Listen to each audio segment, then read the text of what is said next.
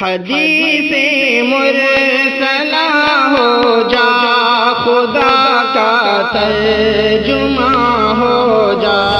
ایک بات کی طرف ہمارے مولانا مزمل صاحب نے متوجہ کیا، بہت اہم ہے۔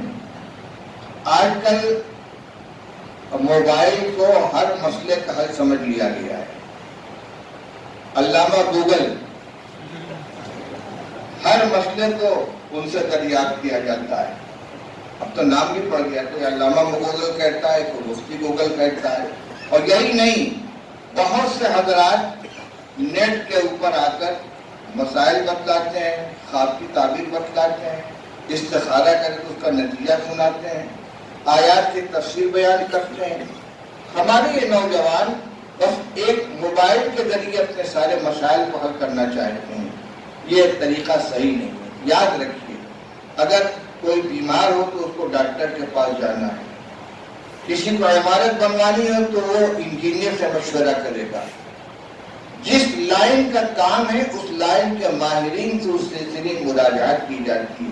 کیا دین اتنا سستا ہو گیا ہے، اتنا بے حیثیت ہو گیا ہے کہ ہر ایرے غیرے نتو خیرے سے ہم دینی معلومات حاصل کریں، عقائد، آیات، احادیث، فقہی مسائل ان کے بارے میں مشورہ کریں؟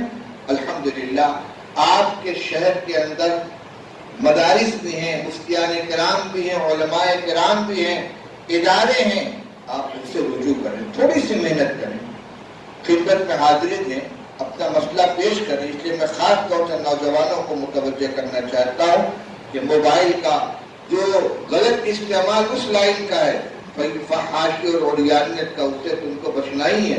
لیکن دین کے نام پر مسائل معلوم کرنے کے لیے، اپنے مسائل کو حل کرنے کے لیے جو صرف موبائل سے وہ مراجعات کرتے ہیں، سوال ڈال دیتے ہیں، جو جواب آ جائے اس کو حکم سمجھ لیتے ہیں، یہ طریقہ صحیح نہیں ہے۔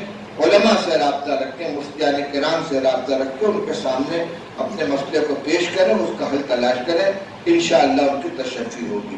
بس میں انہی مختصر کلمات کے ساتھ اپنی گفتگو ختم کرتا ہوں۔